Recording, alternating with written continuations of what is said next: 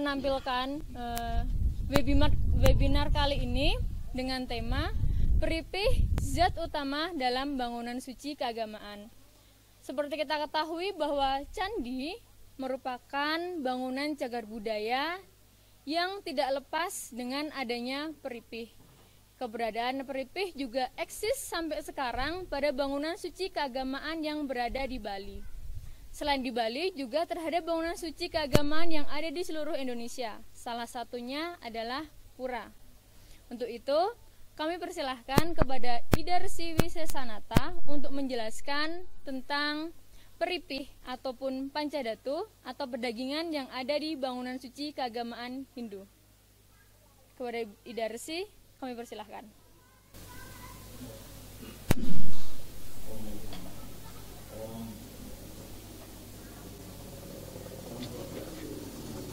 Om Swastiastu.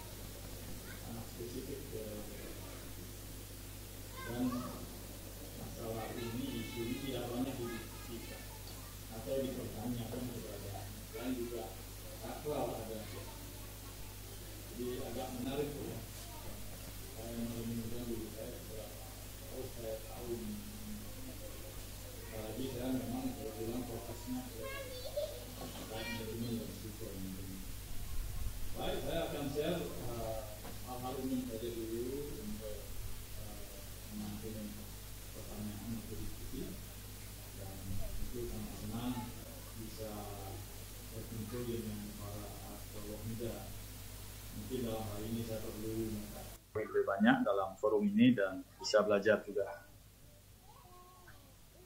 Di Bali, peripihan ini lebih dikenal dengan kata pedagingan. Ya mungkin dasar katanya adalah daging, berarti isi, ya. Bukan daging-daging muscle, otot itu bukan. Jadi berasal dari dia adalah isi. Halo, Ida Resi. Ya. Halo? Ida Resi. Ya, kenapa? J? Suara saya terputus. Halo?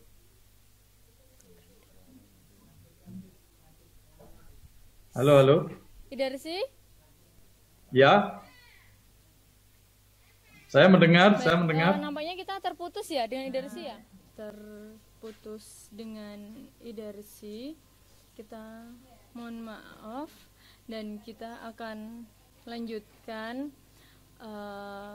diskusi kita dengan arkeolog muda kita yang bernama Mas Yoses Tansak.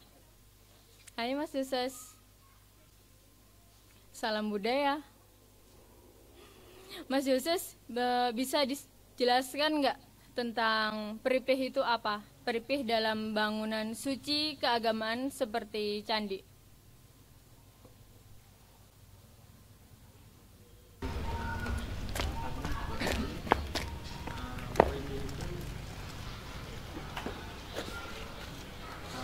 Kalau kita lihat dari asal katanya dari kamus itu bisa dikatakan jimat atau ajimat. Kemudian dari bahasa Jawa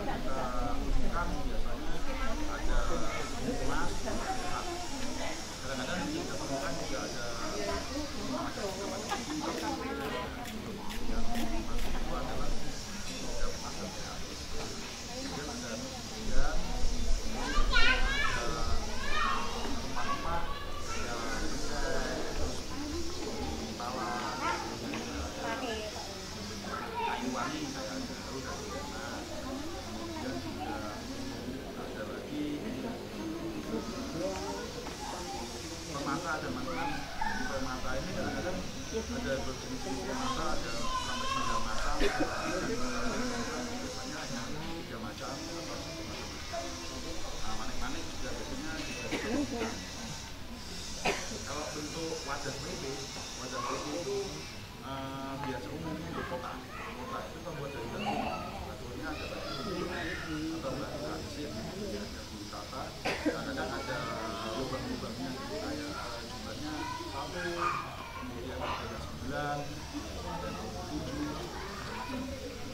Kemudian kalau di bentuknya juga ada yang merupakan cekuan kayak model itu ada bentuknya. Kemudian juga ada yang jempol kayak ada bahannya tadi sudah dikatakan bahwa ada logam, ada tanah, minyak, bakar atau kemudian PP ini kita contohkan ada PP itu ada contohnya ada PP di Candi Toba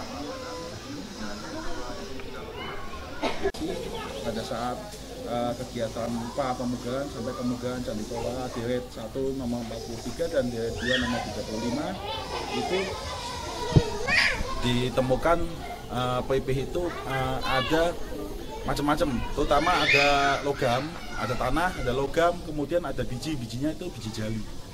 Itu. Kemudian juga ada peraknya juga, kemudian ada batu permata yaitu ametis atau kecubu. Terus kemudian juga contoh PP yang lain adalah di PP di Candi Kedulan, di Candi Induk Kedulan. Ini kita lakukan Balai Pelestarian Cagar Budaya Daerah Istimewa Yogyakarta ini melakukan kegiatan pemugaran pada tahun 2018. Kita lakukan penggalian di bagian sungguhannya juga ditemukan, ternyata di bagian pondasi itu ditemukan 8 kotak PP ditambah 1 jadi 9 kotak PP.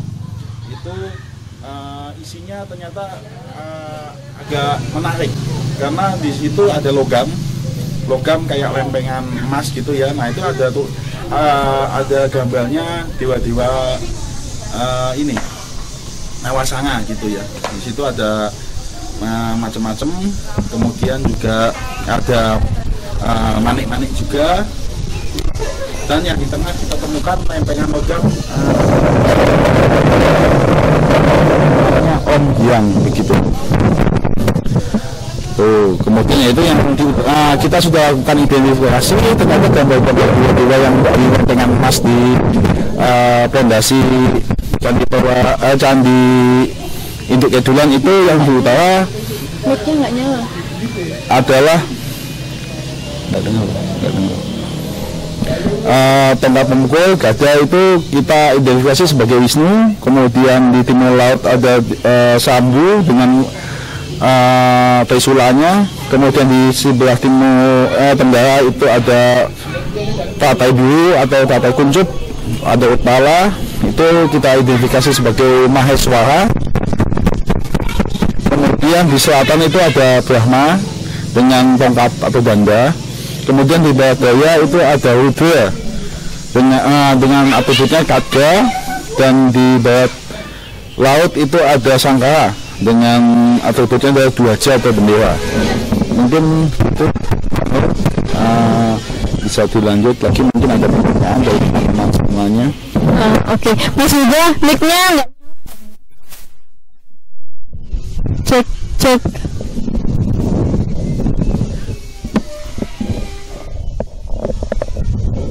Bisa dilanjut?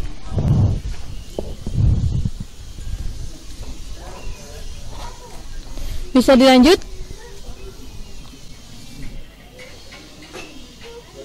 Oke.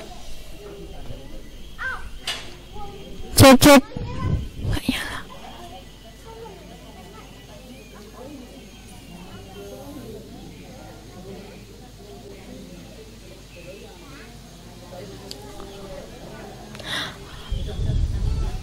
Mas, suara kita masuk nggak?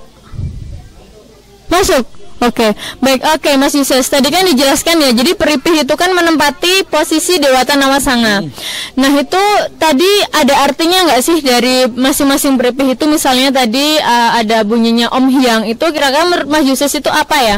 Ya, jadi berdasarkan tadi yang di Peripih utama di Peripih Candi Induk Kedulan ya, itu di tengah-tengah itu memang ditempati ada kayak lingkar emas, ada tulisannya Jawa kuno itu tulisannya Om Hyang. Oke. Nah, mungkin kita menginterpretasikan bahwa sebenarnya bangunan suci ini ditunjukkan kepada Hyang. Sebenarnya yang diutamakan yang diistanakan di bangunan suci ini adalah Hyang atau leluhur gitu. Yang merupakan suatu manifestasi dari dewa-dewa. Semua dewa itu adalah leluhur kita sendiri. Sebenarnya itulah yang menimbulkan interpretasi lebih lanjut bahwa sebenarnya adalah bangunan suci Candi Kedulan atau yang di prasasti disebut 3 daun atau teluron itu ditunjukkan bukan untuk dewa, tetapi dewanya ini adalah manifestasi dari leluhur kita, sebenarnya seperti itu. Oke, sekarang ngomongin masalah Peripih di Candi Kedulan.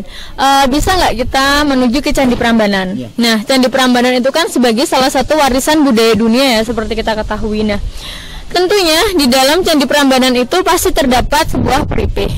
Nah, kira-kira itu Peripihnya itu isinya apa ya, Mas? Kalau di Candi Prambanan tersendiri itu?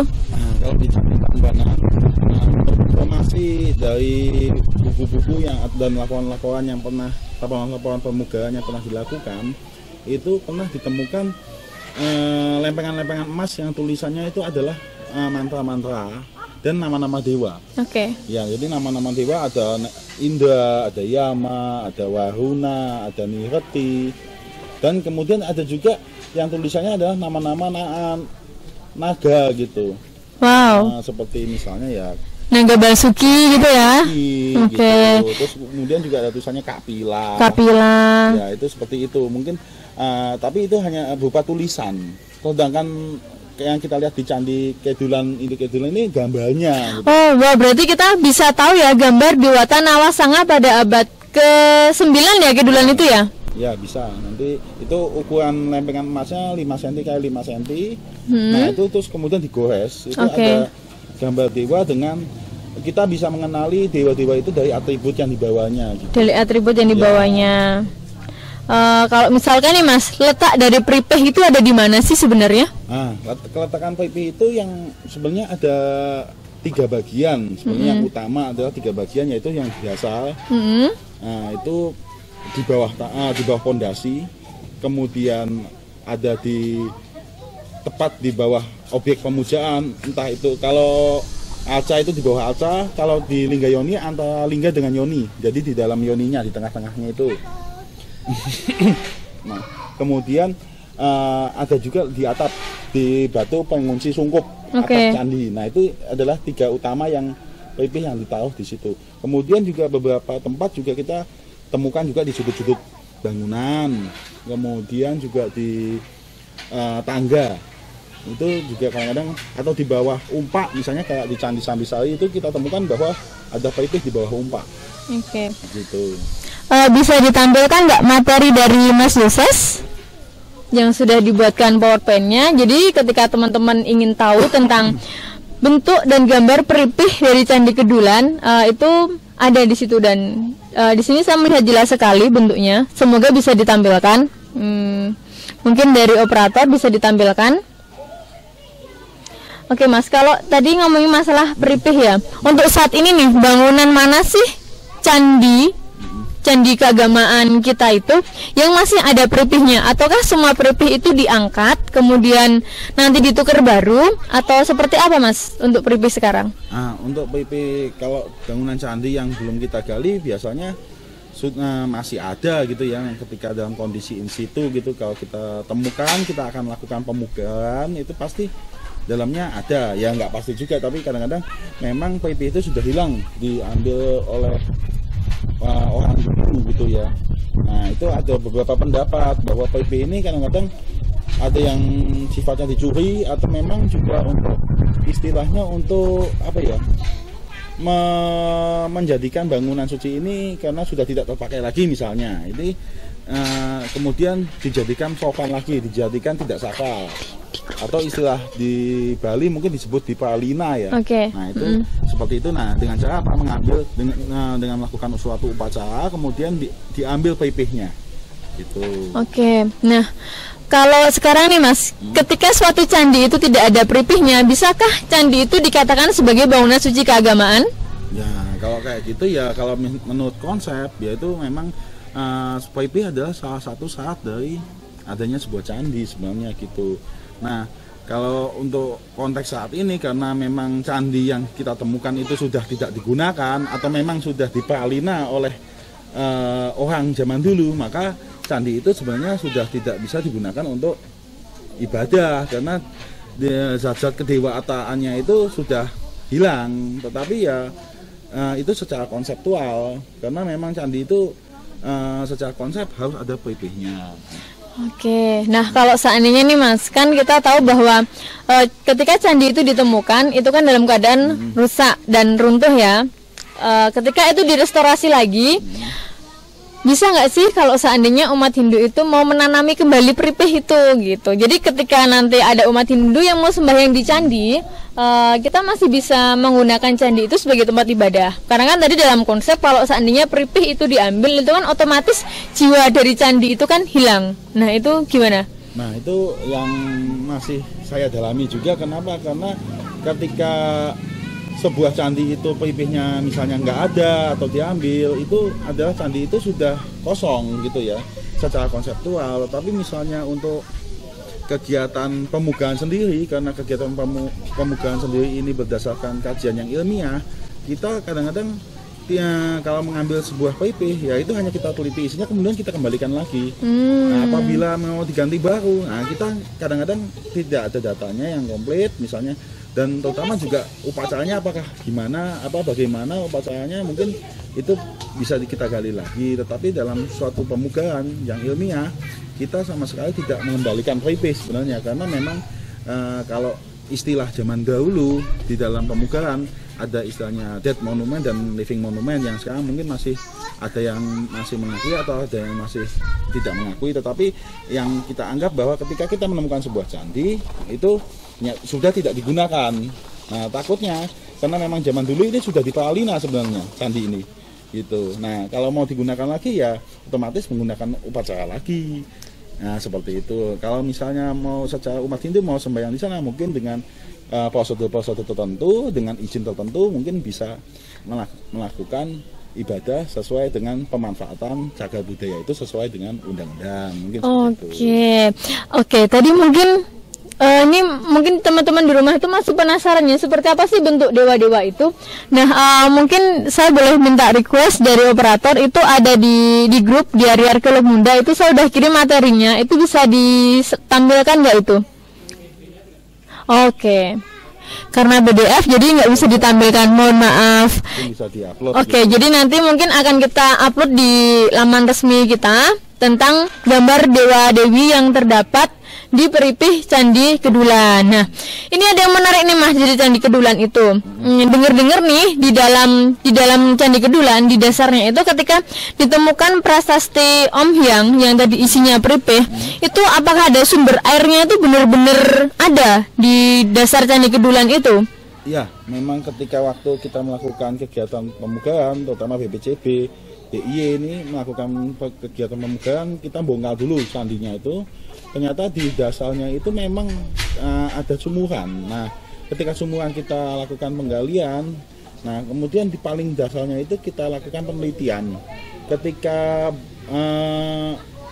pipihnya itu kita ambil, kemudian memang di sana memang tadinya airnya kecil gitu, tetapi ketika kita ambil airnya kemudian jadi besar, dan bahkan sampai kegiatan pemugaan itu dilaksanakan, itu air itu tetap mengalir terus. Akhirnya kita melakukan sebuah tindakan bahwa air ini harusnya kita alirkan ke luar melalui saluran gorong-gorong gitu, atau saluran drainase dengan menggunakan pipa gitu, dan kita buang keluar. Nah itu memang sampai saat ini mungkin airnya masih keluar gitu ya, yang dari bawah candi itu. apakah itu mata air atau sumber air. Jadi ternyata leluhur kita dulu itu sangat hebat ya Mas, membangun candi itu di dasar di atas mata air gitu. Ya, mungkin, kalau menurut Mas Ises gimana? Ya mungkin kalau airnya itu keluar terus ya memang dulunya itu kita nggak tahu juga apakah dulunya itu memang sumber air atau mata airnya itu sudah pindah karena peristiwa geologi, misalnya ada gempa, ada perubahan tektonik, kita kan belum tahu juga. Tetapi seumpamanya memang dulu itu memang mata air, seharusnya tidak dilakukan pembangunan candi sebenarnya di atasnya, tetapi candidnya itu akan bergeser gitu. Nah, kecuali untuk pembangunan Patiltan itu, nah memang harus dicari sumber air. Tapi juga menurut Prasasti, di Prasasti Teluron itu bahwa memang di dekat Candi Kedulan atau bangunan suci yang disebut Parahyangan Haji I Teluron itu memang ada sumber air. Dan begitu juga dengan kitab-kitab keagamaan yang menyatakan bahwa di dalam di bangunan suci itu harus dekat dengan sumber air seperti sungai, mata air, atau mungkin kalau jauh dari sumber mata air itu bisa dibuatkan kolam untuk penampungan air. Oke, ini sekarang kita merujuk tidak hanya ke candi-candi yang ada di DIY ya Mas, kita melenceng sedikit ke Jawa Tengah ya.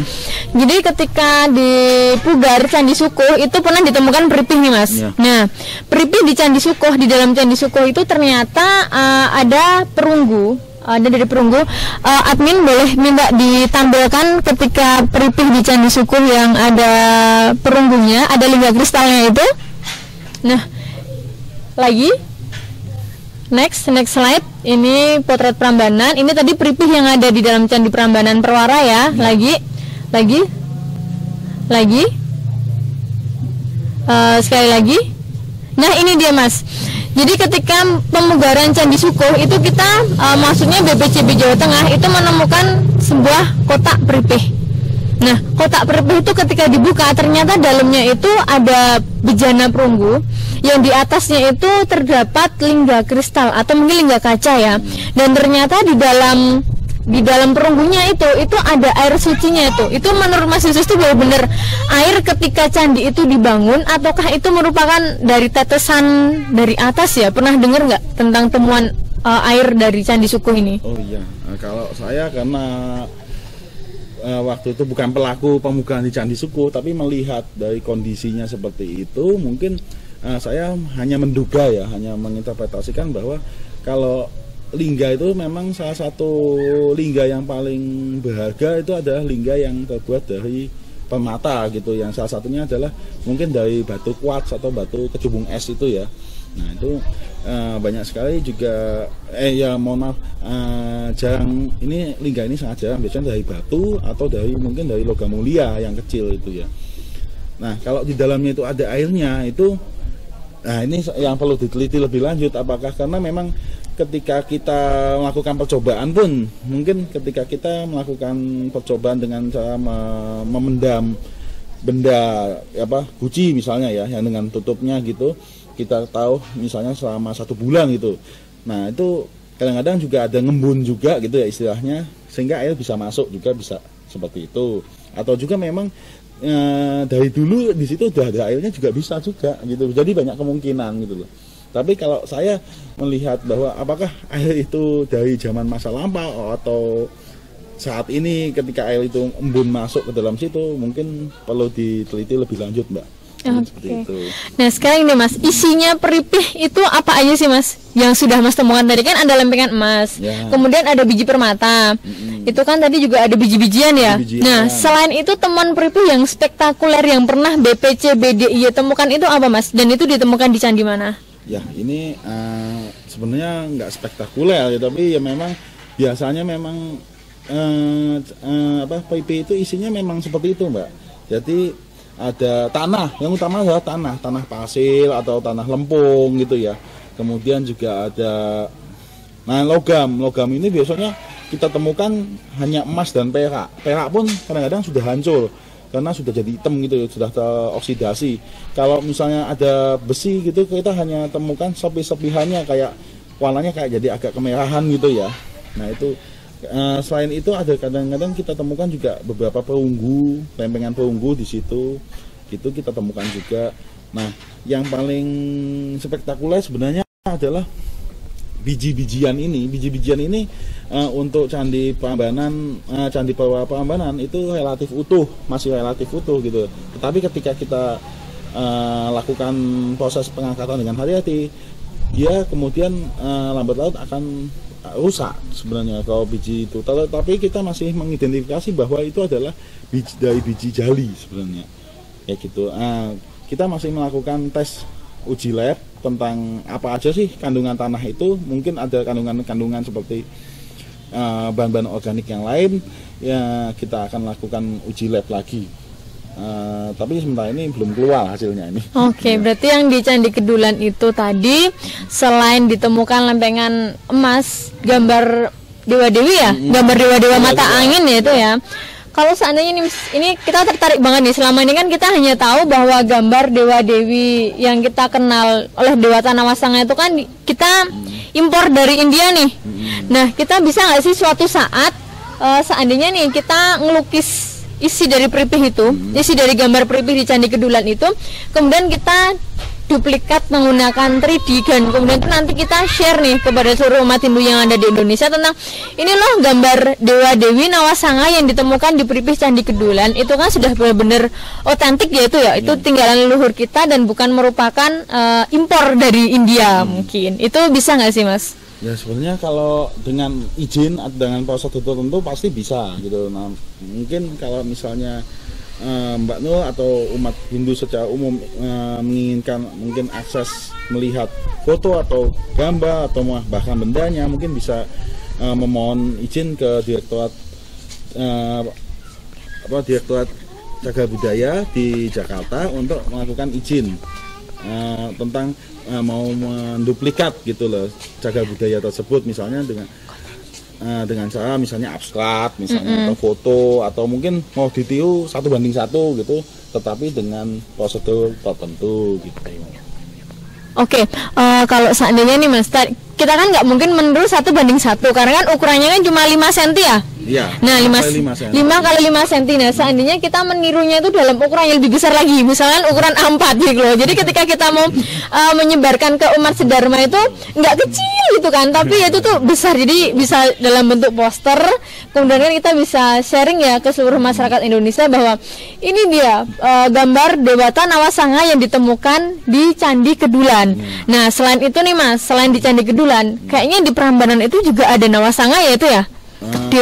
Dewata Nawasanga. Tepatnya Astadikpalaka atau dewa-dewa Lokapala, karena nama-namanya adalah Bayu, Yama gitu, tapi dalam bentuk tulisan bukan gambar. Arcanya ada nggak? Arcanya ada di sekeliling Candi Siwa itu, di Pagalangkan itu ada. Ada Indra di timur, kemudian di selatan apa Mbak? Yama. Yama di selatan Brahma Yama ya. Terus di tenggara ada Isana di timur laut ya. Di timur laut seperti ya. itu. Tetapi kalau yang di Candi Kedulan itu adalah kita identifikasi sebagai Nawasanga, yaitu dewa-dewa perwujudan dari Siwa, aspek dari Siwa. Ada Rudra, ada Maheswara, ada Isana, ada Sambu, ada kemudian ada Brahma, ada Wisnu, yang merupakan aspek-aspek dari Siwa. Atau kalau lengkapnya ini nggak cuma 8, kita kehilangan 3 ya, jadi 11 perwujudan dari Siwa. Jadi 8 mata angin, terus kemudian 3 di tengah, di pusat gitu. Jadi ada 11 perwujudan Siwa sebenarnya. Eka Dasa Rudra gitu. Wah, Mas pernah tahu nggak sih? Tadi kan disebutkan ya, mungkin ketika dulu itu candi kan kita tahu ya bencana tahun 1006 itu yang membuat Mataram itu kan Mahapralaya, kemudian dia pindah ke timur. Dan kemungkinan juga candi-candi itu sudah diprayascita ya itu ya, kalau dalam bahasa kita ketika candi itu tidak digunakan lagi. Kira-kira ada nggak sih Mas di dalam relief atau dalam prasasti itu yang menceritakan tentang ritual keagamaan pada abad ke-9, terutama ketika mau membangun candi itu. Nah itu ada nggak sih ritualnya? Belum, sampai sekarang belum kita temukan, karena prasasti yang dari abad 7 sampai abad 9, 10 itu kebanyakan berisi tentang penetapan sima gitu. Kebanyakan prasasti seperti itu. Jadi upacara penetapan tanah sima atau tanah perdikan untuk bangunan suci.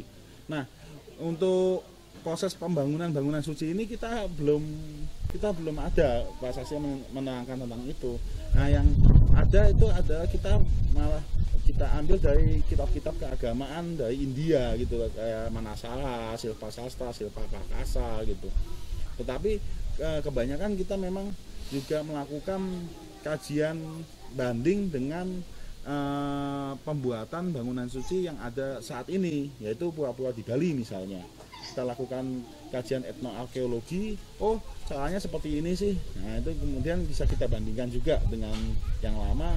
Nah, itu tetapi hanya perbandingan. Mungkin sudah ada bias dari zaman dulu, dari Mataram kuno, kemudian ke Majapahit, kemudian baru ke Bali gitu, mungkin ada biasnya, tetapi kita masih memiliki suatu gambaran gimana sih membangun sebuah candi itu gitu, awalnya gimana gitu.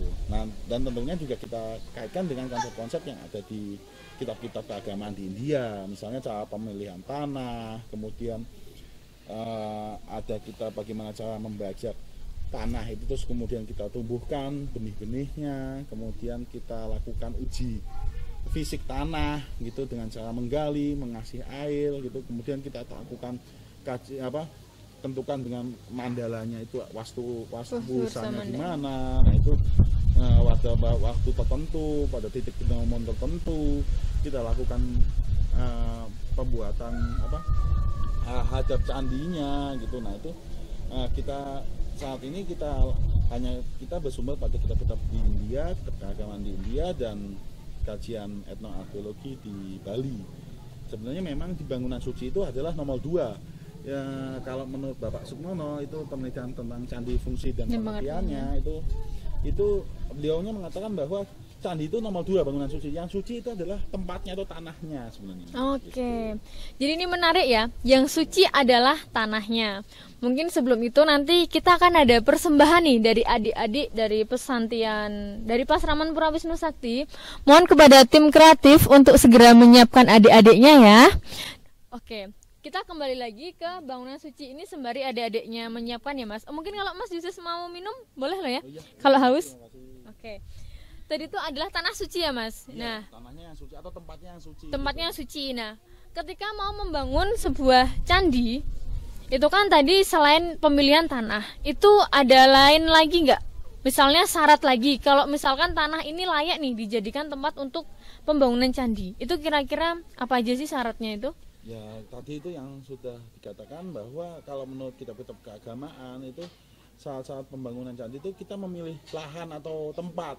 Oh, tempatnya itu di belakang gunung, misalnya gunung yang disucikan gitu, dekat dengan sungai misalnya. Oh, ini sudah tepat. Nah, kemudian kita menentukan jenis tanahnya. Jenis tanahnya itu dikatakan di dalam kitab-kitab keagamaan itu adalah tanah ini ada kastanya sebenarnya gitu. Oh, ini tanah Brahmana. Dikatakan bahwa tanah Brahmana itu berbudil halus, kemudian berwarna kekuningan kemasan gitu, terus berbau harum.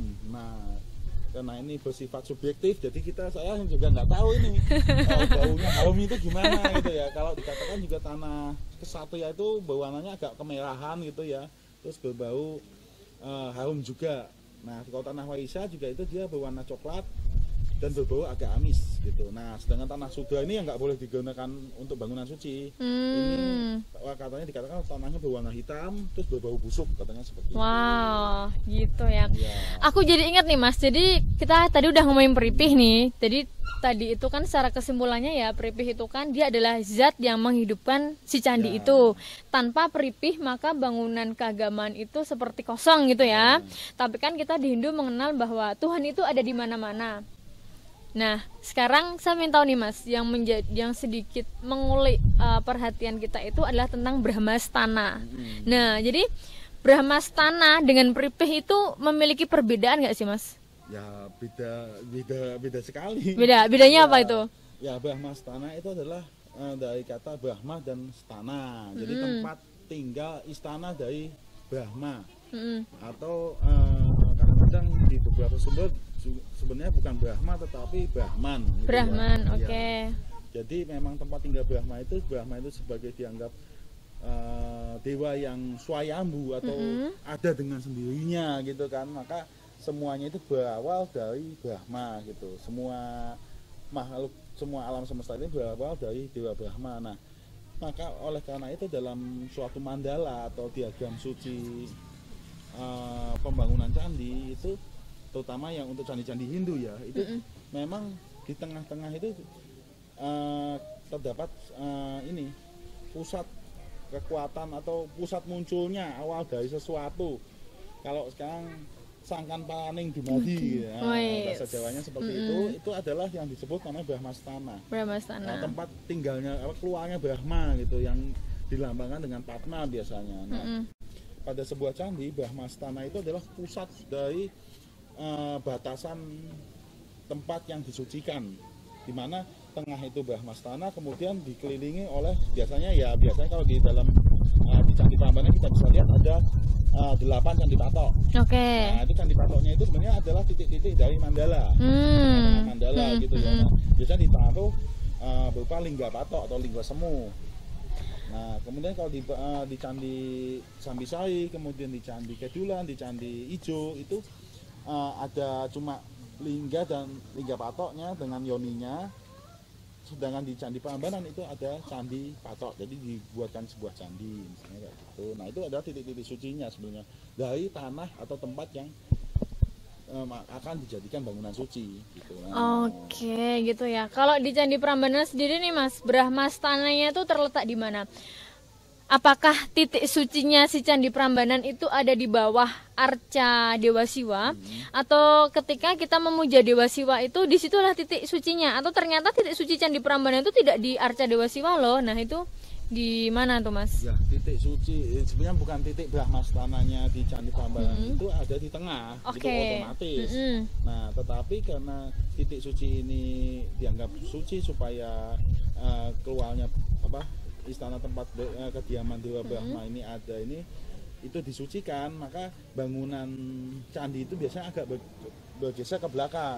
Jadi kita bisa melihat bahwa di sebelah kiri ya, kalau kita lihat candi menuju tangga ke Candi Siwa, itu di sebelah kiri kita itu ada bangunan kecil, candi kecil. Nah, di situ ada yoninya, kemudian lingga patoknya udah hilang gitu kan. Nah, itu adalah titik Brahmastananya. Sedangkan kalau di Candi Siwa sendiri itu ada arca Siwa Mahadewanya dan bawahnya juga ada peripihnya.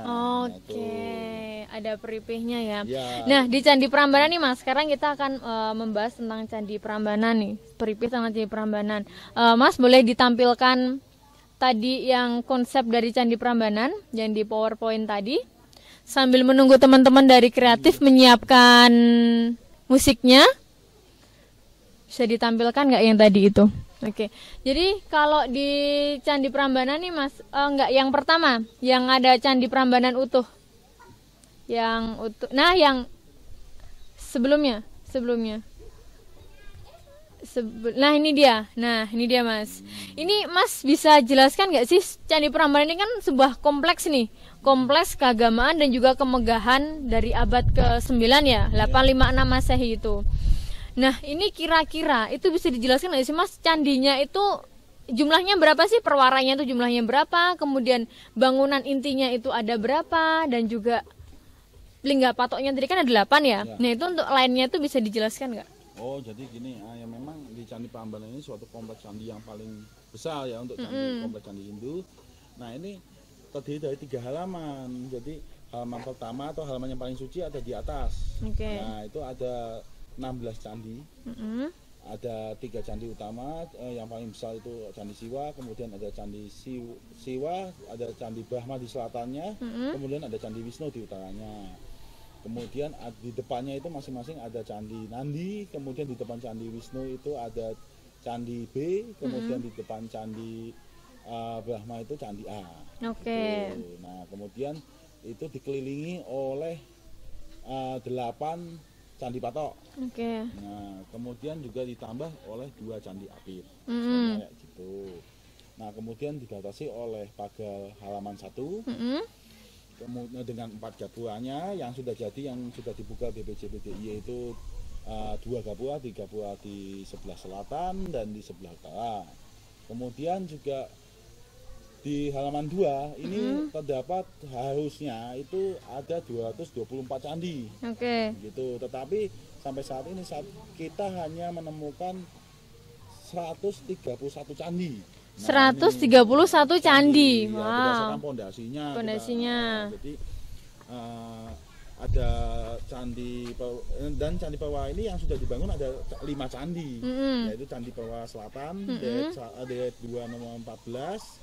Kemudian di timur itu ada 2 candi, Dayat 1 nomor 43 dan Dayat 2 nomor 1.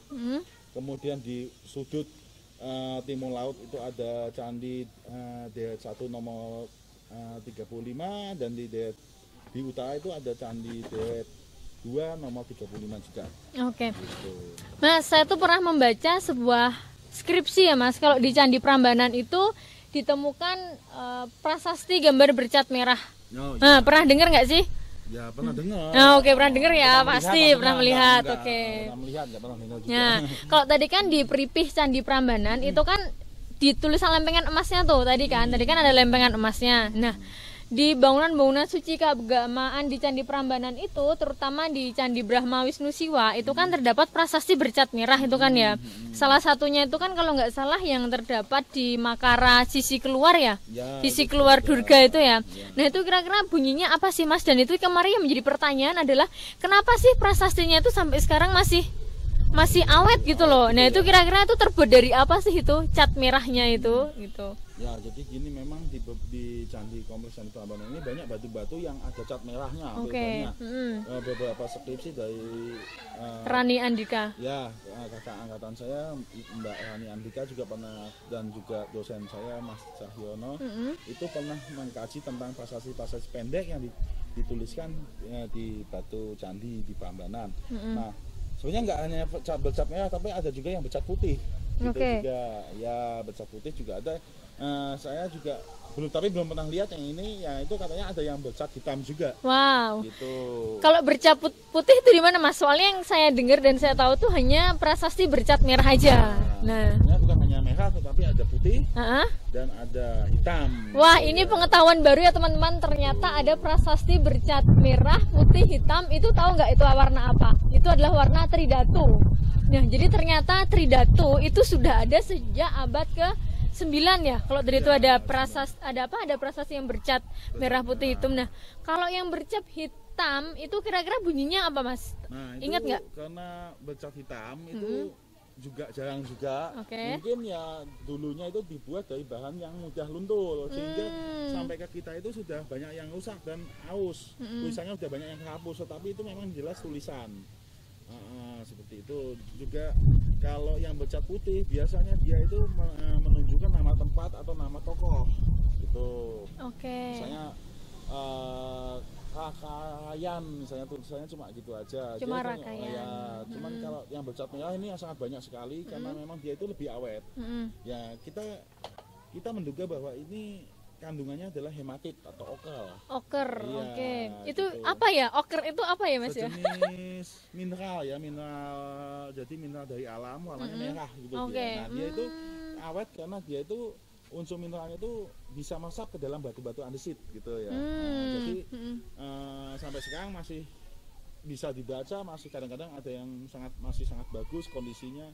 Nah, itu enggak cuma tulisan, Mbak, ini. Apa tapi juga gitu? ada sket gambar, jadi kayak gambar Api gitu ya. api, ada kayak gambar mungkin ini Makara gitu ya. Gitu, kalau Makara kayak sket gitu ya. Itu mungkin juga ditemukan dengan cat merah. Tapi untuk cat putih biasanya kita hanya temukan tulisan misalnya. Gitu. Oke, berarti tadi tuh prasasti itu tidak hanya terdapat di dalam Peripih juga, Ya. tapi terdapat juga pada bangunan candi. Ya, Dan prasasti itu tidak hanya bercat merah aja, Ya. tetapi catnya 3 warna loh nih teman-teman. Wow, luar Ada biasa warna sekali. putih sama warna Hitam. Nah, itu kan seperti tridatu nih, seperti tridatu di gelang kita. Ini kan merah, putih, hitam. Brahma, Wisnu, Siwa. Jadi ternyata dulu itu pemujaan terhadap Candi Prambanan itu ternyata pemujaan Trimurti. Jelas sekali tuh ya, Mas ya. Nah, kita kembali ke teman-teman yang ada di halaman sini. Ada yang mau bertanya nggak tentang Peripih itu apa?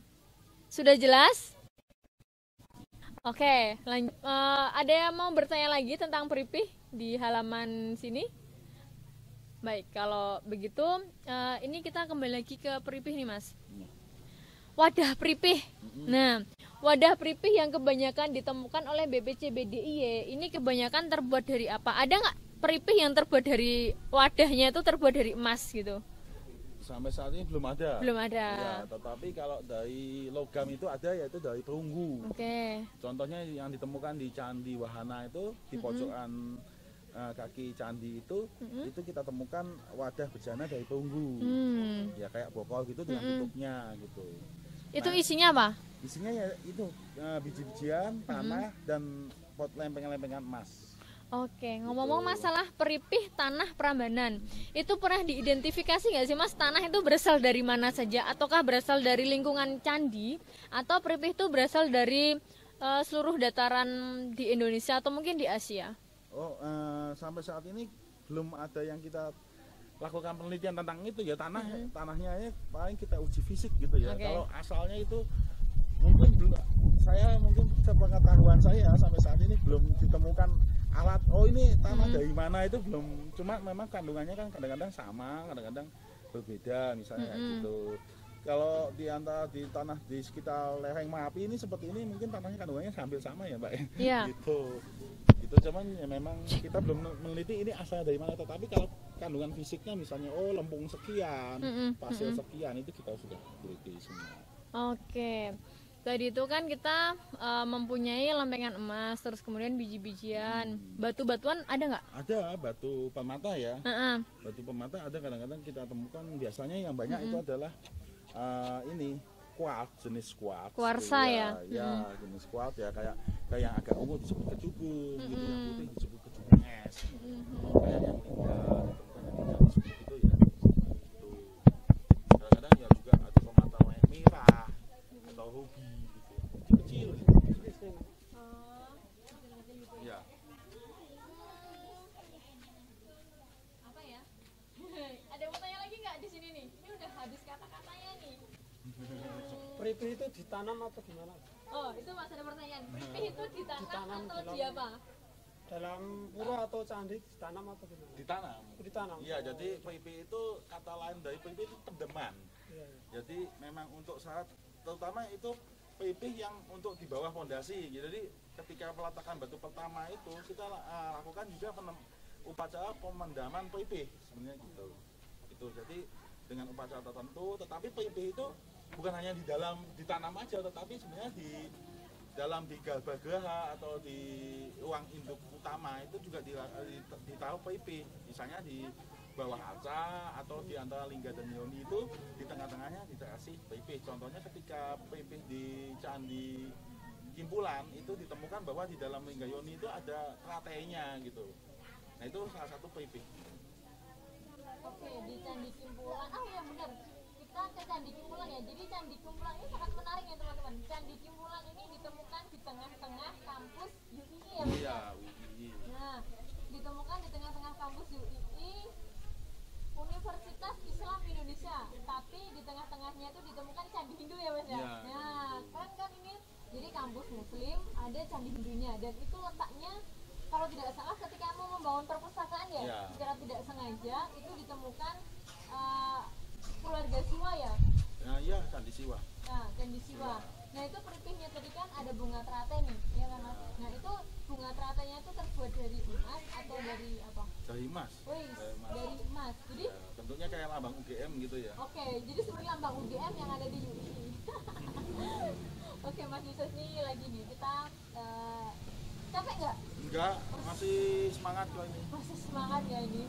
Jadi ini sambil nyiapin. Sudah siap belum untuk teman-teman? Sudah siap? Son. Oke, jadi masih menunggu sound nyala untuk persembahan dari teman-teman Wisnu Sakti ini, kita lanjut ngobrol lagi. Atau gantian Mas Yusuf yang tanya apa gitu? Soalnya udah habis pertanyaan ini. Ya, mungkin dari YouTube atau apa ada pertanyaan Oke, dari nah, teman-teman. dari YouTube ada yang bertanya nggak ini? Kalau belum ada gitu. Nah, sudah ada.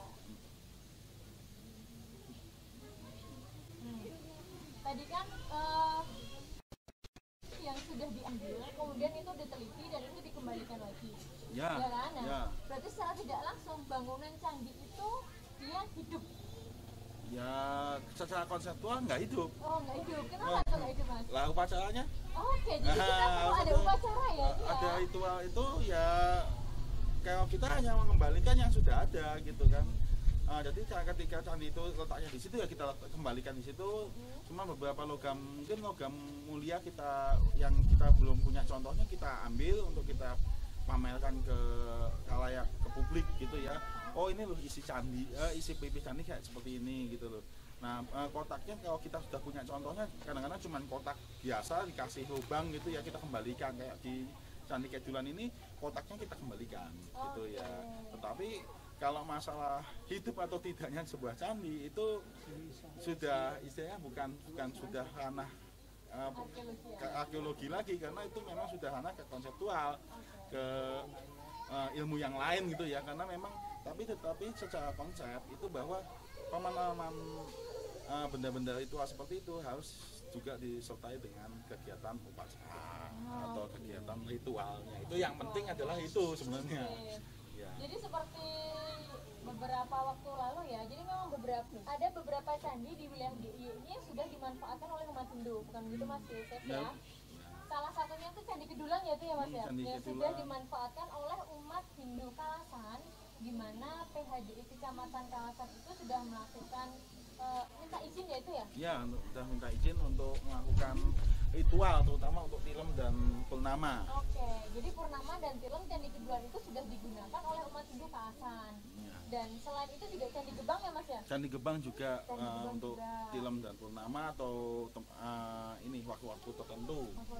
Ya misalnya kayak Jumat Kliwon gitu ya, untuk umat Hindu juga sering ke sana juga. Oke, nah selain itu kalau di Klaten itu kita sudah ada namanya Candi Merak di Karangmangu ya. Itu kita rutin tiap tahun menyelenggarakan upacara Siwaratri. Jadi Siwaratri dari Kabupaten Klaten itu terpusat ada di Candi Merak. Nah, ini kayaknya sudah dengar suara-suara musik ini ya Mas ya? Iya ini. Mungkin musiknya di agak ke tengah ya, biar nanti kelihatan ini sebenarnya alat musik apa sih? Mungkin Mas Yusuf akan penasaran ya. Ini apa? Alat musiknya ini agak menarik ini. Agak aneh, unik ya. Kalau yang satunya ini kita tahu namanya gitar. Cuman yang satu ini alat musiknya apa itu agak aneh. Nah itu. Mungkin ayo adik-adik keluar yuk. Yuk keluar adik-adik, udah siap ini Mas? Jadi ini akan ada persembahan nih, persembahan sebelum di penghujung acara adik-adiknya akan mempersembahkan sebuah lagu. Sini di depan atau di belakang? Di depan aja sini, ini depan. Ayo ditata dulu mbaknya, ditata dulu. Ayo ibu-ibu bantuin ibu-ibunya. Duduk yang depan duduk. Sini. Ya sini di depan kita. Nah. Atau yang besar-besar di belakang. Gini, gitu. Nah, ini dia adik-adik dari Pasaman Sakti nih Mas Yusuf. Nah, alat musik yang dipegang Mas Supri itu seperti itu tuh Mas. Oh, pernah lihat nggak? Nah, ini terinspirasi Sasando apa gimana ini?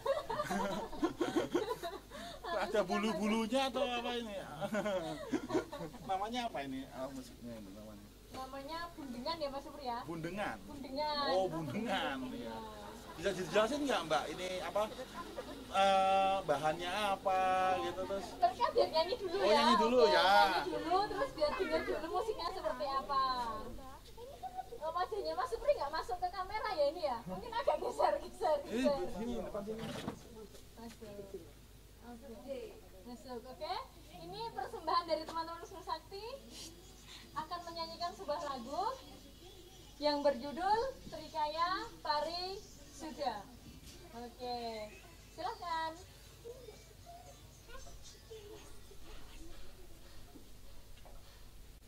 Oke, mic-nya ini disiapkan dulu. Bentar ya. Silakan Mas. Kayaknya mati deh. Ini sudah mati.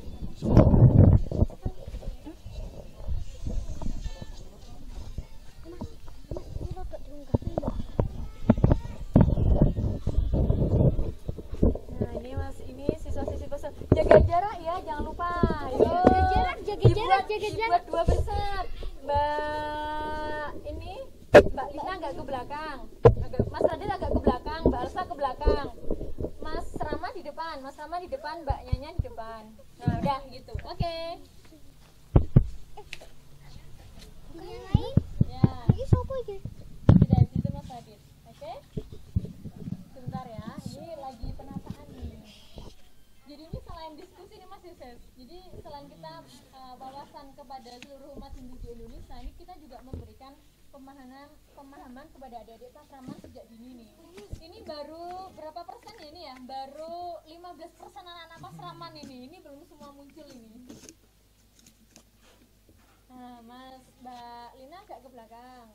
Tukeran posisi sama Mas Radit. Karena nanti Mbak Lina yang akan membacakan puisi. Jadi nanti Mbak Lina ini akan membacakan puisi yang judulnya Peripeh ini, Mas. Iya, judulnya Peripeh. Agak geser ke kiri. Ke kanan. Oke, sudah? Sudah? Oke, belum. Jadi nanti kita bisa nyanyi sama-sama nih ya. Srikaya Parisuda. Nah, oke. Sudah rolling? Sudah. Jadi ini kita juga memiliki program nih Mas Puro kita ini Mas. Oke, sudah. Silakan.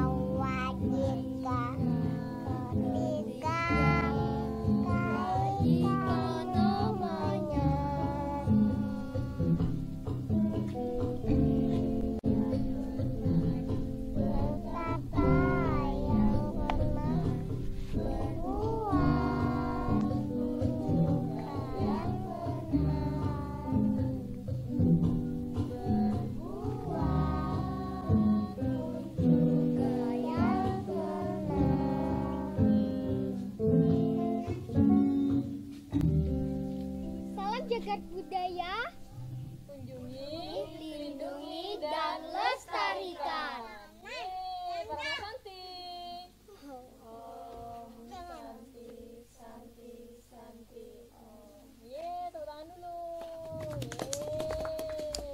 Terima kasih. Oke, ini ada yang tertarik nggak kita membahas sedikit melenceng ini masalah gundengan nih, Mas Supri? Sini Mas Supri, sini di depan sini. Rikaya Nih. Bali. Ini termasuk kita mau demo program kita ya ini ya, program dari Pesantren Wisnu Sakti nih nantinya. Jadi Mas Supri ini salah satu, sini tengah sini Mas Supri, salah satu seniman hebat nih.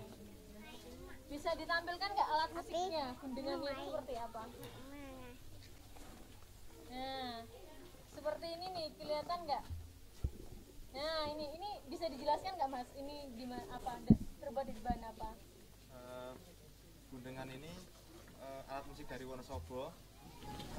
Sebenarnya ukurannya tidak segini. Ini mini gundengan. Gede lagi ada ya, Mas? Ya, dia setengah tubuh dari tubuh saya jadinya. Nah, ini hitungannya mini. Sistem bunyinya seperti sasando. Di sini ada dua bagian bunyi. Yang pertama ada kendang. Nah, ini kendang, dan di sini ada senar.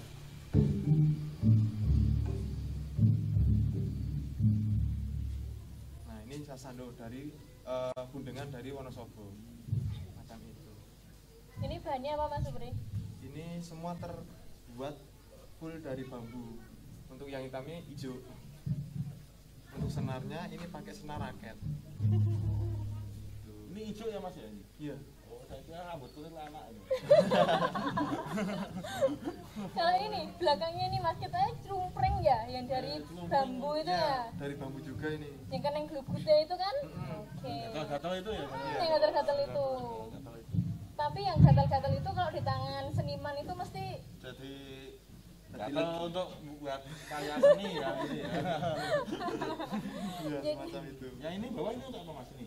Oh, yang ini eksperimen gundengan gesek. Oh, bisa digesek ini Mas? Tapi harus pakai bow juga. Kalau gini nggak bisa. jadi kayak rebab gitu ya, kayak biola Oh, gitu jadi ya. komplit ya satu ini ya, jadi komplit ya, ada kendang, ada pita, ada gesek juga, lebab juga Iya. ya. Oh, gitu. Jadi gini Mas Yusuf, kita tuh memiliki program di Pesantren Pura Wisnu Sakti ini, teman-teman, di lokasi kita ini. Kita ingin membumikan Mataram kuno Mas. Selama ini kan yang terkenal dan terekspos adalah Majapahit, Singosari, Kediri. Nah, untuk Mataram kuno ini agak enggak begitu terkenal Mas. Padahal peradaban agung kita itu kan banyak ya, seperti Candi Borobudur dan juga Candi Prambanan. Itu kan tinggalan dari Mataram kuno. Nah, kemudian nih Mas, kita mohon izin juga nih ya. Di relief Candi Prambanan itu kan ada relief alat musik tuh Mas, yang di Candi Siwa, yang Nataraja itu. Nah, ini Mas Supri beserta dari tim Pesantren Pura Wisnu Sakti ini nanti akan menduplikat alat musik yang ada di relief Candi Prambanan itu dalam bentuk tiga dimensi ya, visualisasinya. Nah, itu nanti mungkin kita akan minta izin kepada Mas Yusuf, kepada pimpinan BPCB ya. ke BPCB itu untuk menduplikat, memvisualisasikan musiknya itu. Kemudian nanti bunyinya seperti apa itu Mas seniman kita.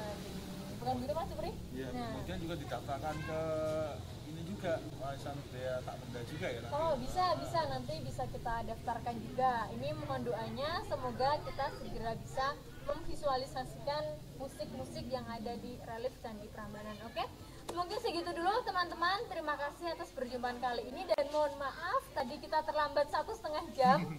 Mohon maaf sekali. Semoga tidak menyesal dan semoga diskusi berikutnya kita akan menjadi lebih baik lagi. Oke, ini adalah last statement ya Mas, conclusion. Kalau dari Mas Yusuf apa nih pesan-pesannya nih untuk umat Hindu yang ada di Indonesia berkaitan dengan Pripin itu apa? Yang berkaitan dengan PIP ya sebenarnya gini, yang penting adalah ketika kita melakukan ibadah itu sebenarnya PIP-nya itu adalah hati kita yang dijadikan PIP, bukan emas atau perak atau batu mulia, tetapi hati kita.